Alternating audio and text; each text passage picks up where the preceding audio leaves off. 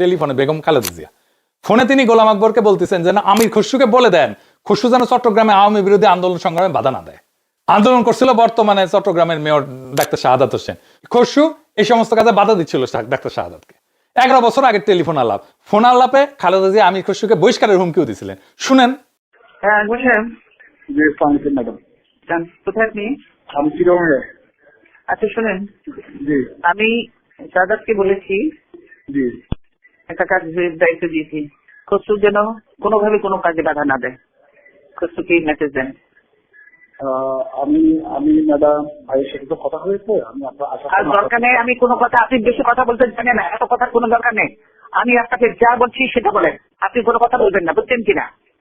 ওকে ঠিক আছে ম্যাডাম, এটা তো অবশ্যই বলে দেন যে কোনো কাজে বাধা দেবে না। কোনো কাজে যদি বাধা দেয় তাহলে ইমিডিয়েটলি আমি তাকে রিমুভ করবো সেখান থেকে, বুঝছেন কিনা? ঠিক আছে ম্যাডাম, আমি করতেছি, অলরেডি আমি অর্গানাইজ করতেছি।